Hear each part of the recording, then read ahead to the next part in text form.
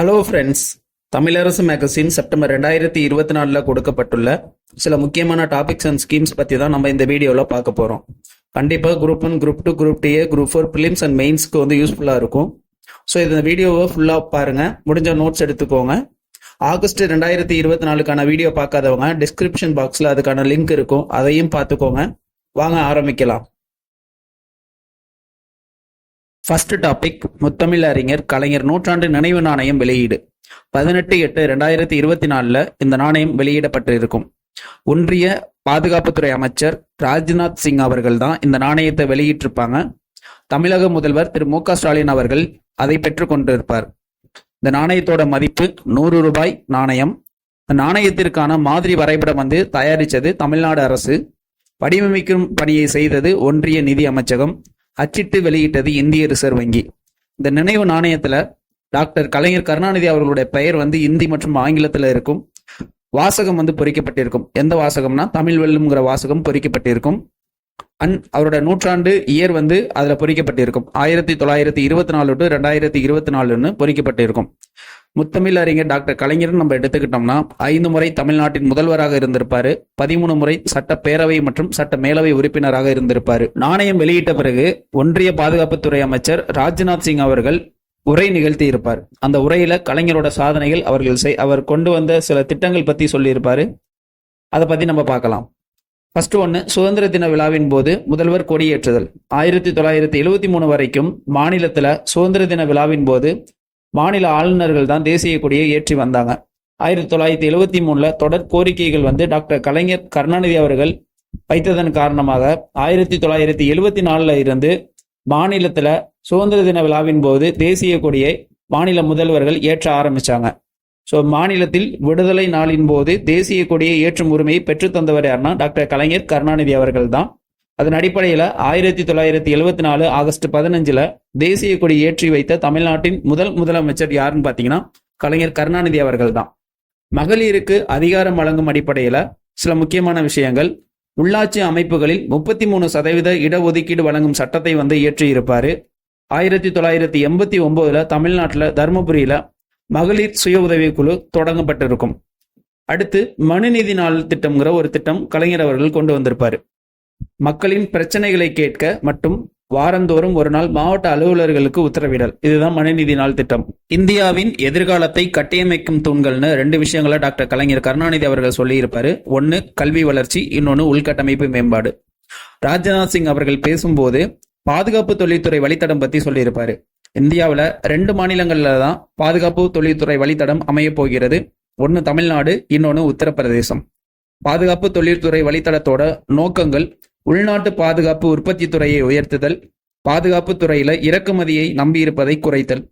பாதுகாப்பு தொழில்துறை வழித்தடத்தோட முக்கியத்துவம் பாதுகாப்பு துறையில் முதலீட்டை ஈர்த்தல், பாதுகாப்பு துறையில் புதுமைகள் ஊக்குவித்தல், இந்தியாவில் பாதுகாப்பு உற்பத்திக்கான வலுவான சூழல் உருவாக்கம்.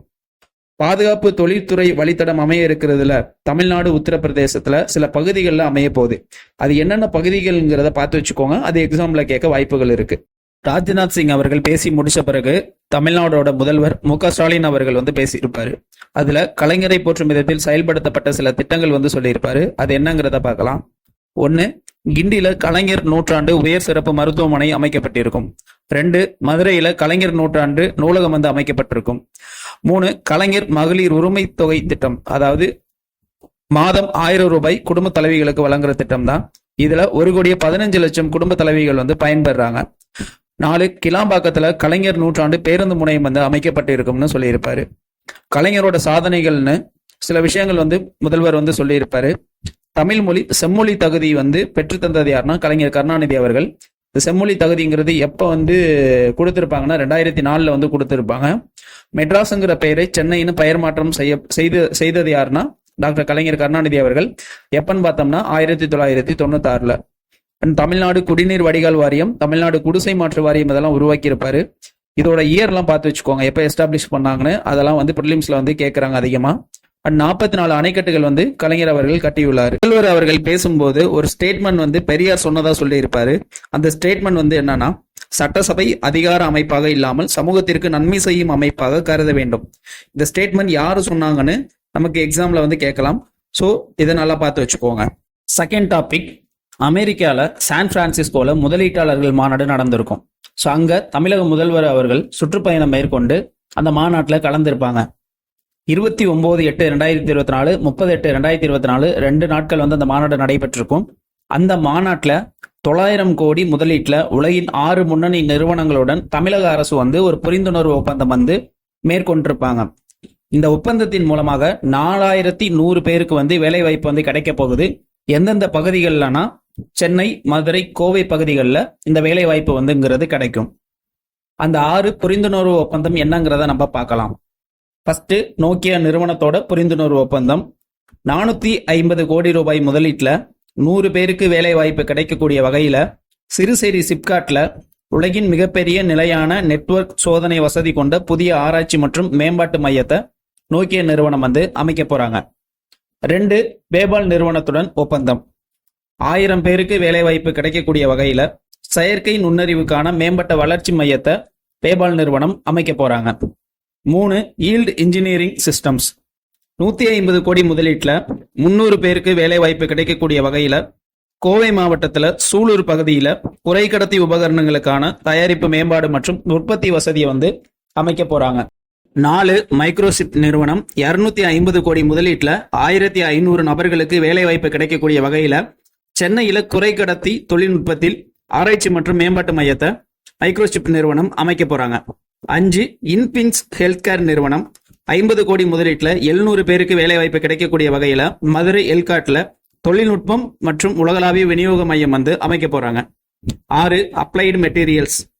500 நபர்களுக்கு வேலை வாய்ப்பு கிடைக்கக்கூடிய வகையில சென்னை தரமணியில செமிகண்டக்டர் உற்பத்தி உபகரணங்களுக்கான மேம்பட்ட செயற்கை நுண்ணறிவு தொழில்நுட்ப மேம்பாட்டு மையம் வந்து அமைக்க போறாங்க.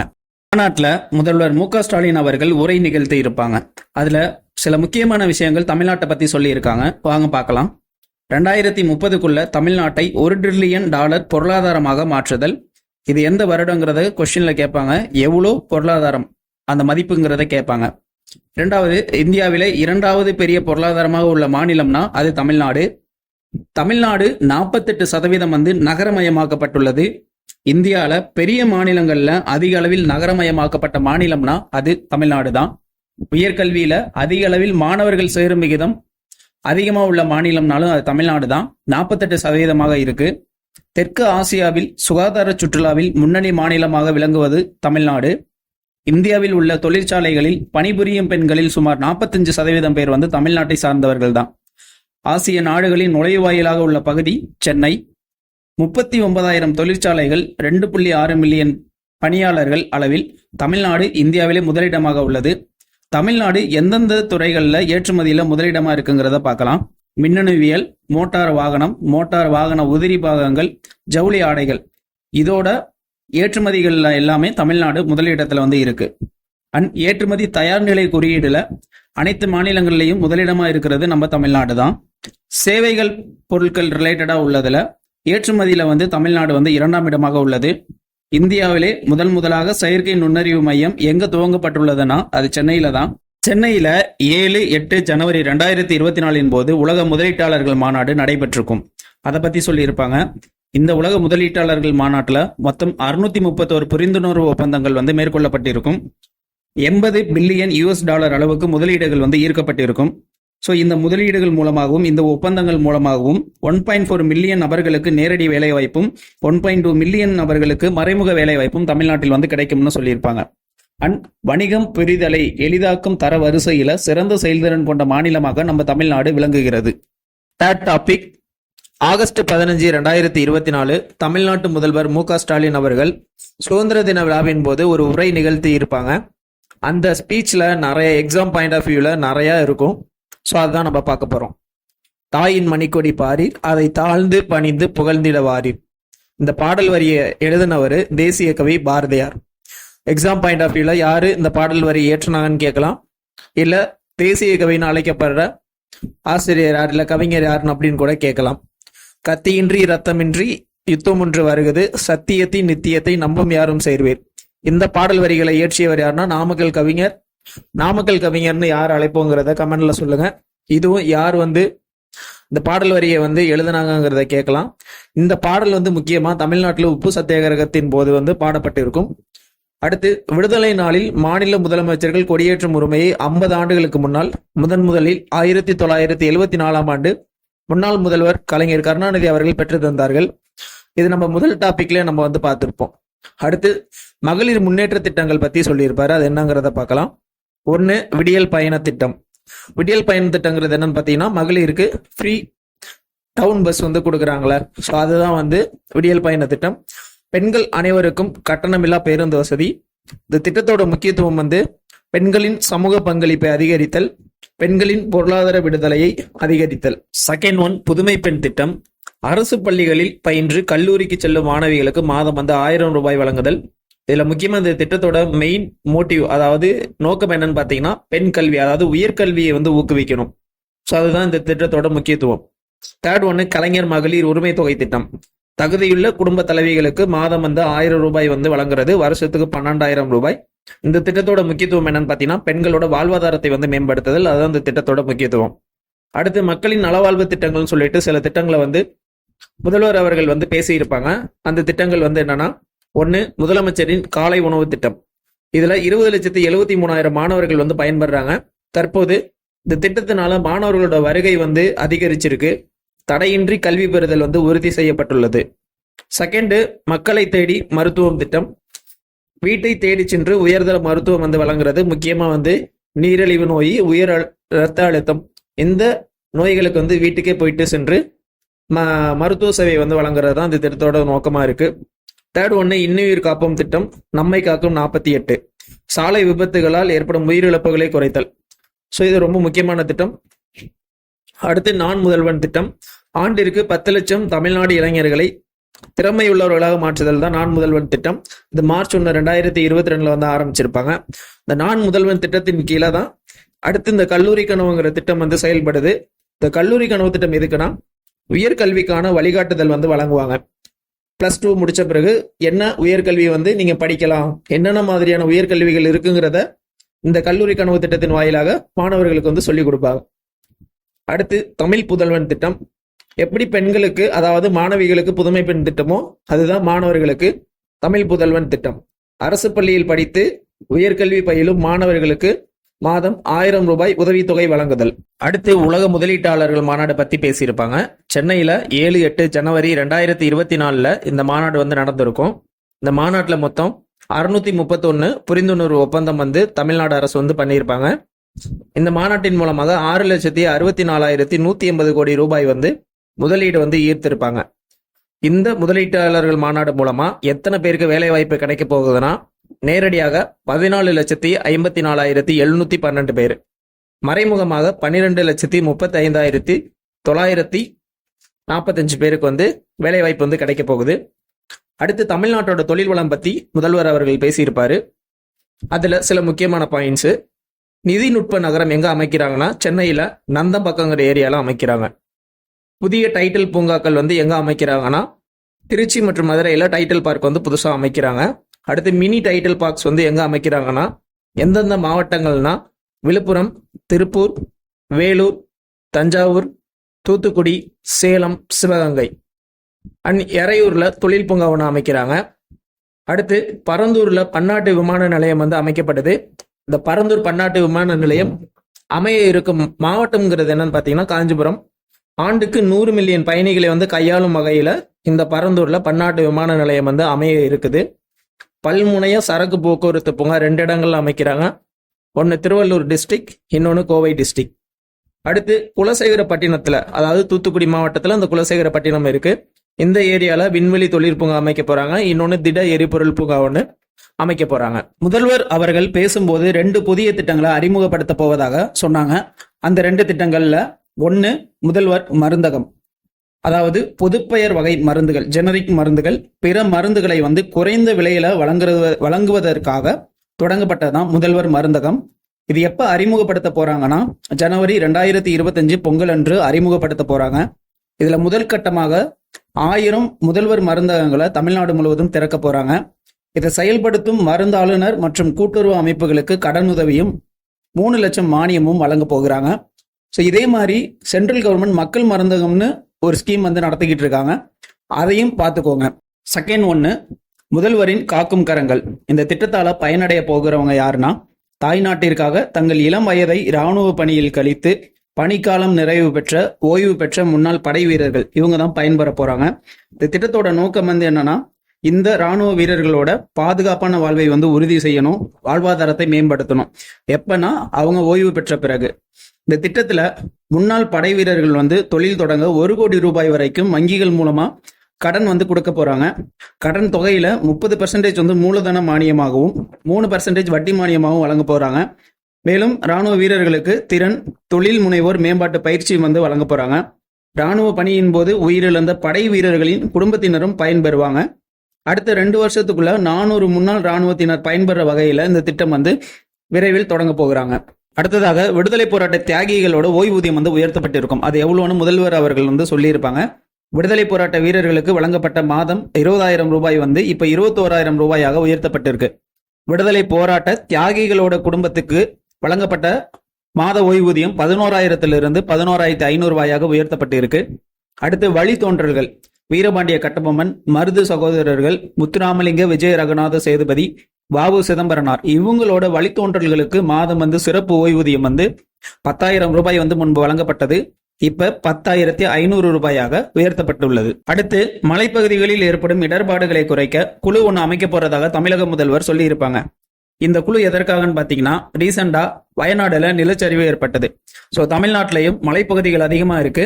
இந்த மலைப்பகுதிகளில் எதிர்காலத்தில் எந்த ஒரு பாதிப்பும் ஏற்பட்டக்கூடாது, எந்த ஒரு பிரச்சனையும் வரக்கூடாதுங்கிறதுக்காக முன்கூட்டியே அதை தவிர்க்கிறதுக்காக பல ஆய்வுகளை செய்து பரிந்துரைகளை வழங்க இந்த குழு அமைச்சிருக்காங்க. இந்த குழுவில் யார் யாரெல்லாம் இருக்க போறாங்கன்னா, வனத்துறை, புவிசார் அறிவியல் துறை, வீட்டு வசதி மற்றும் நகர்ப்புற வளர்ச்சித்துறை, சுற்றுச்சூழல் துறை, இந்த துறையிலிருந்து வல்லுநர்கள் இந்த குழுவில் இடம்பெறுவாங்க. இந்த வல்லுநர்கள் மாநில பேரிடர் மேலாண்மை துறையின் உதவியுடன் அந்த மலைப்பகுதிகளில், அதாவது தமிழ்நாட்டில் உள்ள மலைப்பகுதிகளில் அறிவியல் அடிப்படையில் விரிவான ஆய்வு செய்ய போறாங்க. இந்த ஆய்வு எப்படி இருக்குன்னு பாத்தீங்கன்னா, எதிர்காலத்தில் ஏற்படக்கூடிய பாதிப்புகள், இடர்பாடுகளை முன்னதாக அறிய, தவிர்க்க, தணிக்க, நீண்டகால அடிப்படையில ஆபத்துகளை குறைக்க அரசு மேற்கொள்ள வேண்டிய நடவடிக்கைகள் குறித்து ஆய்வு செய்து பரிந்துரை வழங்குவாங்க. அதன் அடிப்படையில தமிழக அரசு முன்கூட்டியே பல முன்னெச்சரிக்கை நடவடிக்கைகளை மேற்கொள்ள போறாங்க. 4th டாபிக், தகைசால் தமிழர் விருது. ரொம்ப முக்கியமான ஒரு டாபிக். இந்த விருது 2021 முதல் வழங்கப்பட்டு வருகிறது. ஆண்டுதோறும் வழங்குறாங்க. எப்ப கொடுக்குறாங்கன்னா, ஆகஸ்ட் 15ஆம் தேதி சுதந்திர தின விழாவின் போது கொடுக்குறாங்க. இந்த விருது எதற்காகன்னு பார்த்தோம்னா, தமிழ்நாட்டிற்கும் தமிழ் இனத்திற்கும் மற்றும் அதன் வளர்ச்சிக்கும் மாபெரும் பங்காற்றியதற்காக இந்த விருது கொடுக்கப்படுகிறது. இந்த விருதுல 10 லட்சம் காசோலையும் பாராட்டு சான்றிதழும் வழங்குறாங்க. இதுவரைக்கும் இந்த விருது 4 பேர் வாங்கியிருப்பாங்க. 2021 இருந்து 2024 வரைக்கும். 2021 வாங்கினவங்க யாருன்னா திரு சங்கரையா அவர்கள், 2022 திரு ஆர் நல்லக்கண்ணா அவர்கள், 2023 திரு கி வீரமணி அவர்கள், இந்த வருடம் 2024 திரு குமரி ஆனந்தன் அவர்கள் வாங்கியிருப்பாங்க. ஸோ இந்த தகைசால் தமிழர் விருது எதற்காக? தமிழ்நாட்டிற்கும் தமிழ் இனத்திற்கும் மற்றும் அதன் வளர்ச்சிக்கும் மாபெரும் பங்காற்றியதற்காக. 5th டாபிக், தமிழ் புதல்வன் திட்டம். தமிழ் புதல்வன் திட்டம் 9/8/2024 தொடங்கி இருப்பாங்க. கோவையில அரசினர் கலை கல்லூரியில தான் தொடங்கப்பட்டது. இந்த திட்டத்தினால யார் பயனடைய போகிறாங்கன்னா, 6 முதல் 12ஆம் வகுப்பு வரை அரசு பள்ளியில் படித்த மாணவர்கள், 6 முதல் 12ஆம் வகுப்பு வரை அரசு உதவி பெறும் பள்ளிகளில் தமிழ் வழியில் பயின்ற மாணவர்கள் உயர்கல்வி படிக்க போகும்போது அவங்க பயனடைகிறாங்க. இந்த திட்டத்தினால 3.28 லட்சம் மாணவர்கள் மொத்தமா பயனடைய போகிறாங்க. இந்த திட்டத்தோட முக்கிய நோக்கம், ஏழை எளிய மாணவர்களை சாதனையாளர்களாக மாற்றணும், அரசு பள்ளி மாணவர்களோட உயர்கல்வி சேர்க்கையை உயர்த்தணும். முக்கியமான நோக்கமே மாணவர்கள் உயர்கல்வியை போயிட்டு ஜாயின் பண்ணணும். அதாவது உயர்கல்வி அதோட சேரும் விகிதத்தை அதிகரிக்கணும். அதுதான் இந்த திட்டம். எப்ப அறிவிக்கப்பட்டதுன்னா, 2024 to 2025 நிதிநிலை அறிக்கையில தான் அறிவிக்கப்பட்டது. இதற்காக நிதி ஒதுக்கீடு 360 கோடி ரூபாய் ஒதுக்கீடு செஞ்சிருக்காங்க. இந்த திட்டம் என்னென்னலாம் நடவடிக்கைகள் இருக்குங்கிறத பார்க்கலாம். மாதம் 1000 ரூபாய் உதவித்தொகை கொடுக்க போறாங்க. வங்கி கணக்குல நேரடியாக மாணவர்களுக்கு செலுத்தப்படும். எந்த படிப்புகளில் பயிலும் மாணவர்கள் பயன்பெறலாம்னா, கலை அறிவியல் கல்லூரிகள்ல 3 ஆண்டு படிக்கும் பட்டப்படிப்புகள், 4 ஆண்டுகள் படிக்கும் பொறியியல் படிப்புகள், 5 ஆண்டுகள் படிக்கும் மருத்துவ படிப்புகள், 3 அல்லது 4 ஆண்டு படிக்கும் சட்ட படிப்புகள், மருத்துவம் சார் மற்றும் அதற்கு இணையான படிப்புகள், 8ஆம் வகுப்பு மற்றும் 10ஆம் வகுப்பு முடித்து ITI படிக்கிறாங்களா அவங்க எங்கு படிப்பவர்கள் பயன்பெறலாம்னா இந்திய அரசு, தமிழ்நாடு அரசு, பல்கலைக்கழக மானிய குழுவால் அங்கீகரிக்கப்பட்ட உயர்கல்வி நிறுவனங்கள் மற்றும் மற்ற மாநிலங்களில் ஒன்றிய அரசின் கீழ் செயல்படும் ஐஐடி, என்ஐடி, IISER போன்ற தகைசால் கல்வி நிறுவனங்கள். இங்க படிக்கிற ஸ்டூடெண்ட்ஸ் மட்டும்தான் இந்த திட்டத்தின் மூலம் வந்து பயன்பெறுவாங்க. ஏன்னா இவை எல்லாமே அங்கீகரிக்கப்பட்டவை. அங்கீகரிக்கப்பட்ட இந்த கல்வி நிறுவனங்கள்ல படித்தா மட்டும்தான் அவங்களுக்கு இந்த உதவித்தொகை வழங்கப்படும். அடுத்து இந்த திட்டம் எப்படி செயல்படுத்த போறாங்க? விண்ணப்பிக்க ஒரு பிரத்யேகமாக ஒரு போர்ட்டல் ஒன்று, தகவல் முகமை வந்து ஓபன் பண்ணிடுவாங்க. அதுல மாணவர்கள் வந்து விண்ணப்பிக்கலாம். மாணவர்கள் விண்ணப்பிக்க அவங்களுக்கு தனிப்பட்ட ஒரு யூனிக் ஐடி ஒன்று கொடுத்துருவாங்க. ஸோ அவங்களுக்கு யூனிக் ஐடி கொடுத்த பிறகு அவங்க விண்ணப்பிக்கிறதுக்கு அவங்களோட மொபைல் நம்பரை ரெஜிஸ்டர் பண்ணிடுவாங்க அந்த போர்ட்டல் மூலமா. யூனிக் ஐடி மூலம் அந்த விண்ணப்பத்தோட நிலையை வந்து அறிந்து கொள்ளலாம்.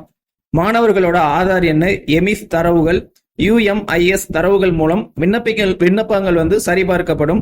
இந்த விண்ணப்பங்கள் சரிபார்க்கப்பட்ட பிறகு அங்கீகரிக்கப்பட்ட விண்ணப்பங்களுக்கு மட்டும் சமூக நலத்துறையால் நேஷனல் ஆட்டோமேட்டட் கிளியரிங் ஹவுஸ் மூலமாக 1000 ரூபாய் வங்கி கணக்கில் வந்து வரவு வந்து வைக்கப்படும். வரவு வைத்த பின் அலைபேசி எண்ணிற்கு வந்து மெசேஜ் வந்து அனுப்பிடுவாங்க. ஸோ பணம் எடுக்க டெபிட் கார்டும், அதாவது பற்று அட்டையும் மாணவர்களுக்கு வழங்கிடுறாங்க. இந்த திட்டம் இப்படிதான் செயல்படுத்தப்படுகிறது. தமிழ் புதல்வன் திட்டம் பத்தி கொடுத்திருக்கும் போது புதுமை பெண் திட்டத்துல ஒரு முக்கியமான பாயிண்ட் வந்து கொடுத்திருக்காங்க. இந்த புதுமை பெண் திட்டத்துல மொத்தம் 3.28 லட்சம் மாணவிகள் வந்து பயன்பெறாங்க. உயர்கல்வியில சேரும் எண்ணிக்கை வந்து 34% வந்து உயர்ந்துள்ளது. ஸோ கொஸ்டின் கேட்கலாம், புதுமை பெண் திட்டத்தால் உயர்கல்வியில் சேரும் மாணவிகளின் எண்ணிக்கை எத்தனை சதவீதம் வந்து உயர்ந்துள்ளதுன்னு கேட்டாங்கன்னா அதற்கு சரியான விடை 34%. மொத்தம் எத்தனை பேர் பயனடைகிறாங்கன்னா 3.28 லட்சம் மாணவிகள் வந்து பயனடைகிறாங்க. அடுத்த topic 6th one, Athikadavu Avinashi திட்டம். 17/8/2024 இந்த திட்டம் வந்து தொடங்கப்பட்டது. நீர்வளத்துறை சார்பாக தான் இந்த திட்டம் வந்து செயல்படுத்த போறாங்க. இந்த திட்டத்திற்காக ரூபாய் 1916.41 கோடி ரூபாய் வந்து செலவு செய்யப்பட்டுள்ளது. இந்த திட்டத்தால ஈரோடு மாவட்டம், திருப்பூர் மாவட்டம், கோவை மாவட்டத்தில் உள்ள 24,468 ஏக்கர் பாசன நிலங்கள் வந்து பயன்பெற போகுது. இந்த 3 மாவட்டம் அப்புறம் எவ்வளவு ஏக்கர் நிலங்கள்ங்கிறது ரொம்ப முக்கியமானது. இந்த திட்டத்துல என்ன பண்ண போறாங்கன்னா, பவானி ஆற்றுல காளிங்கராயன் அணைக்கட்டின் கீழ்ப்புறத்தில் இருந்து ஆண்டு ஒன்றிற்கு 150 TMC உபரி நீரை வினாடிக்கு 250 கன அடி வீதம் 70 நாட்களுக்கு நீரேற்று முறையில 1065 கிலோமீட்டர் நீளத்திற்கு நிலத்தடியில குழாய் பதிப்பின் மூலம் ஈரோடு, திருப்பூர், கோவை மாவட்டங்களில் வறட்சியால் பாதிக்கப்பட்ட பகுதிகளில் 24,468 ஏக்கர் நிலங்கள் பாசனம் பெறும் வகையில் நீர்வளத்துறையின் 32 ஏரிகள், ஊராட்சி ஒன்றியத்தோட 42 ஏரிகள், 971 குளம் குட்டைகள் என மொத்தம் 1045 எண்ணிக்கையிலான ஏரி, குளம், குட்டைகள்ல நீர் நிரப்பப்படும். இந்த நீர் நிரப்புறது மூலமாக 24,468 ஏக்கர் நிலங்கள் வந்து இந்த 3 மாவட்டங்கள்ல பயன்பெற போகுது. இதுதான் அத்திக்கடவு அவிநாசி திட்டம். அடுத்த topic 7th one, September 5 V.O.C.. Chidambaranar அவரோட பிறந்த நாள் வந்து கொண்டாடப்பட்டிருக்கும். அதாவது இவர் பிறந்த தினம் வந்து செப்டம்பர் 5, 1872. இறந்த தினம் வந்து நவம்பர் 18, 1936. இவரோட 150வது பிறந்த நாளை ஒட்டி தமிழக அரசால் 2 நூட்கள் வந்து வெளியிடப்பட்டிருக்கும். அந்த 2 நூட்கள் என்னன்னா, வ.உ.சி. பன்னூல் திரட்டு 1, இன்னொன்னு வ.உ.சி. திருக்குறள் உரை. இந்த 2 நூல் வந்து வெளியிடப்பட்டிருக்கும். இதை ஒரு பாக்ஸ்ல கொடுத்திருந்தாங்க, அதை அப்படியே எடுத்து கொடுத்தாச்சு. அடுத்த டாபிக் 8th ஒன், கண்ணொளி வழங்கும் திட்டம். 3/6/1972 சென்னையில அப்போதைக்கு முதல்வராக இருந்த டாக்டர் கலைஞர் கருணாநிதி அவர்கள் தான் இந்த திட்டத்தை வந்து தொடங்கி இருப்பாங்க. இந்த திட்டத்தால ஏழை எளியோர் வந்து ரொம்பவே பயனடைந்தாங்க. 1970களில் ஏழை மக்கள் வந்து சில பேருக்கு வந்து கேட்ராக்ட்னால கண் பார்வை இல்லாம இருந்திருக்கு. ஸோ அவங்களுக்கு கண்ணொளி வழங்குறதன் மூலமாக அவங்க வாழும் ஆண்டுகளை வந்து இன்னும் கொஞ்சம் ஆண்டுகள் வந்து நீட்டிக்கலாம்னு அவங்களோட குடும்பங்கள் வந்து இதனால பயனடையுங்கிற ஒரு காரணத்துக்காக இந்த திட்டம் வந்து கலைஞர் கருணாநிதி அவர்களால் வந்து தொடங்கப்பட்டது. அடுத்த டாபிக் 9th ஒன், காவல்துறையில பதக்கம் வழங்கும் விழா வந்து நடைபெற்றிருக்கும். அதுல தமிழ்நாடு முதல்வர் அவர்கள் உரை ஒன்று நிகழ்த்தி இருப்பாங்க. அந்த உரையில நமக்கு எக்ஸாம் பாயிண்ட் ஆஃப் வியூல என்னென்ன முக்கியமானது இருக்கு. ஃபர்ஸ்ட் ஒன், அண்ணா பதக்கம். இந்த அண்ணா பதக்கம் வந்து சிறப்பாக பணியாற்றும் தமிழக காவலர்களுக்கு ஆண்டுதோறும் வந்து வழங்கப்படுகிறது. இந்த அண்ணா பதக்கம் முதல்ல 21/8/1969 அப்போதைக்கு தமிழக முதல்வராக இருந்த டாக்டர் கலைஞர் கருணாநிதி அவர்களால் வந்து வழங்கப்பட்டது. இரண்டாவதாக காவல் ஆணையம் அமைத்ததை பத்தி சொல்லியிருப்பாங்க. இந்தியாவிலே முதல் காவல் ஆணையம் தமிழ்நாட்டில் தான் அமைக்கப்பட்டுள்ளது. அதையும் அமைத்தவர் யாருன்னு பார்த்தீங்கன்னா டாக்டர் கலைஞர் கருணாநிதி அவர்கள் முதல்வராக இருந்தபோது அமைக்கப்பட்டது. டாக்டர் கலைஞர் கருணாநிதி அவர்கள் 2வது மற்றும் 3வது காவல் ஆணையத்தையும் அமைத்திருக்காரு. தற்போது 5வது ஆணையம் இப்போதைக்கு முதல்வராக இருக்கின்ற மு.க.ஸ்டாலின் அவர்களால் அமைக்கப்பட்டுள்ளது. 5வது காவல் ஆணையத்தோட தலைவராக சி.டி. செல்வம் அவர்கள் இருக்காங்க. காவல்துறையில முதலாக மகளிரை இடம்பெற செய்தவர் யாருன்னு பார்த்தீங்கன்னா டாக்டர் கலைஞர் கருணாநிதி அவர்கள் முதல்வராக இருக்கும்போது தான் மகளிரை முதலில் இடம்பெற செய்திருக்காங்க. இந்த காவல் ஆணையம் பார்த்தோம்ல, இந்த காவல் ஆணையம் எதுக்குன்னு பார்த்தீங்கன்னா காவல்துறையை நவீனமயமாக்கணுங்கிற ஒரு காரணத்துக்காக அமைக்கப்பட்டிருக்கும். இப்போ வரைக்கும் 5 காவல் ஆணையம் தமிழ்நாட்டில் அமைக்கப்பட்டுள்ளது. அது எப்போ அமைக்கப்பட்டது, அதோட தலைவர் யாருங்கிறத பார்த்துடலாம். முதல் காவல் ஆணையம் 1969 நவம்பர்ல ஆர்.ஏ. கோபாலசாமி அவர்களின் தலைமையில, 2வது காவல் ஆணையம் 1989 மே பி. சபாநாயகம் அவர்களின் தலைமையில, 3வது காவல் ஆணையம் 2006 ஆகஸ்ட்ல ஆர். பூர்ணலிங்கம் அவர்களோட தலைமையில, 4வது காவல் ஆணையம் 2019 அக்டோபர்ல எம். சீலாபிரியா அவர்களின் தலைமையிலும், 5வது காவல் ஆணையம் 2022 ஜனவரியில சி.டி. செல்வம் அவர்களின் தலைமையிலும் அமைக்கப்பட்டுள்ளது. காவல்துறையை நவீனமயமாக்கணும், காவல்துறையில சீர்திருத்தங்கள் கொண்டு வரணும், அதுக்காக கொண்டு வரப்பட்டதான் காவல் ஆணையம். அடுத்த டாபிக் 10th ஒன், வேர்களை தேடி திட்டம். 24/5/2023 சிங்கப்பூர்ல இந்த திட்டம் தொடங்கப்பட்டது. இந்த திட்டத்தால அயல்நாட்டுல வாழ்ற தமிழ் இளைஞர்கள் பயன்பெற போறாங்க. இந்த திட்டம் 18லேருந்து 30 வயது அயலக தமிழ் இளைஞர்களை தமிழ்நாட்டுக்கு வரவழைத்து தமிழ் மற்றும் தமிழர்களின் பெருமிதங்களை உணரும் வகையில் தமிழ்நாட்டின் வரலாற்று சிறப்புமிக்க இடங்களுக்கு தமிழ்நாடு சார்பில் அழைத்து செல்லப்படுவார்கள். இந்த திட்டத்தோட முதல் கட்டமாக அயலக தமிழர் நலன் மற்றும் மறுவாழ்வுத்துறை ஆணையரகம் மூலம் 4 நாடுகளை சேர்ந்த தமிழக இளைஞர்களை சுற்றுலாக்க அழைத்துட்டு போனாங்க போன வருஷம். இப்ப 2ஆம் கட்டமாக 15 நாடுகளை சேர்ந்த 100 அயலக தமிழ் இளைஞர்களை 1/8/2024 இருந்து 15/8/2024 15 நாட்கள் சுற்றுலா அழைத்து போக போறாங்க. 15 நாடுகள் எந்தெந்த நாடுகள்னா தென்னாப்பிரிக்கா, Uganda, Guadeloupe, Martinique, Fiji, Indonesia, Mauritius, Australia, Maldives, Canada, Myanmar, Malaysia, Ilangai, France, Germany. இந்த 15 நாடுகளை சேர்ந்த 100 அயலக தமிழ் இளைஞர்களை தான் சுற்றுலா அழைத்து போக போறாங்க. இந்த திட்டத்தோட முக்கிய நோக்கம் என்னன்னு பார்த்தீங்கன்னா தமிழ்நாட்டோட வரலாறு, மரபு, பாரம்பரியம், பண்பாடு, கலாச்சாரம் இது எல்லாமே அயலக தமிழ் இளைஞர்களுக்கு தெரிய வைக்கணும் அப்படிங்கிறது தான். புலம்பெயர்ந்த இளைஞர்களை தாய் தமிழ்நாட்டின் மரபின் வேர்களோடு உள்ள தொடர்பை புதுப்பித்தல், தமிழ் கலை பண்பாடு கலாச்சாரத்தை அயலக தமிழர்களிடையே பரிமாற்றம் செய்தல். அடுத்து 11வது டாபிக், முதலமைச்சரின் ஆராய்ச்சி ஊக்கத்தொகை திட்டம், சிஎம் ரிசர்ச் ஃபெல்லோஷிப். இந்த திட்டம் 30/8/2022 அண்ணா பல்கலைக்கழகத்துல நடந்த பல்கலைக்கழக துணைவேந்தர் மாநாட்டின் போது தொடங்க போவதாக தமிழ்நாடு அரசு அறிவிப்பை வெளியிட்டிருப்பாங்க. இந்த திட்டத்தை உயர்கல்வித்துறை செயல்படுத்துறாங்க. இந்த திட்டத்தோட முக்கிய நோக்கம் தமிழ்நாட்டின் உயர்கல்வி பயிலும் மாணவ மாணவியரின் ஆராய்ச்சி திறனை ஊக்கப்படுத்துதல் மற்றும் அவர்களின் புதிய கண்டுபிடிப்புகளை கண்டுபிடிக்க ஊக்கப்படுத்துதல். இந்த திட்டத்துல எப்படி மாணவர்களை தேர்ந்தெடுப்பாங்கன்னா ஆசிரியர் தேர்வு வாரியம் மூலமாக மாநில அளவில் தகுதி தேர்வு நடத்தி தேர்ந்தெடுப்பாங்க. இந்த திட்டத்தால யார் பயனடைவாங்கன்னா உயர்கல்வியில் ஆராய்ச்சி படிப்பு பயிலும் மாணவ மாணவியர் தான் பயன்பெறுவாங்க. இப்ப ரீசெண்டா 10/12/2023 தகுதி தேர்வு நடத்தி 120 மாணவர்கள் தேர்வு செஞ்சிருக்காங்க. இந்த மாணவர்களுக்கு மாதம் ரூபாய் 25,000 இந்த திட்டத்தின் மூலம் ஊக்கத்தொகை கொடுக்குறாங்க. இந்த 25,000ம் 3 ஆண்டுகளுக்கு கொடுக்கப்படும். ஆராய்ச்சி படிப்பை அரசு பல்கலைக்கழகங்கள் மற்றும் அரசு கலை மற்றும் அறிவியல் கல்லூரிகளில் தொடர 3 ஆண்டுகளுக்கு இந்த ஊக்கத்தொகை கொடுப்பாங்க. இந்த ஊக்கத்தொகை யாருக்கு பேருதவியா இருக்கும்னா தமிழ்நாட்டுல உயர்கல்வி நிறுவனங்களில் முதுநிலை பயின்று ஆராய்ச்சியை மேற்கொள்ள இருக்கும் மாணவ மாணவியருக்கு பேருதவியாக இருக்கும். அடுத்து 12th டாபிக், தமிழ்நாட்டின் புதிய தலைமைச் செயலாளராக திரு நா. முருகானந்தம் ஐஏஎஸ் அவர்கள் 19/8/2024 பொறுப்பேற்றிருப்பாங்க. ஸோ யாரு தமிழ்நாட்டின் புதிய தலைமைச் செயலாளர்னு கேள்வி கேட்கலாம். எந்த டேட்ல ஜாயின் பண்ணாங்கன்னு கேட்கலாம். இதுக்கு முன்னாடி இருந்த தலைமைச் செயலாளர் யாருன்னு பார்த்துக்கோங்க. இவங்க எத்தனாவது தலைமைச் செயலாளர் அப்படிங்கிறதையும் பார்த்துக்கோங்க.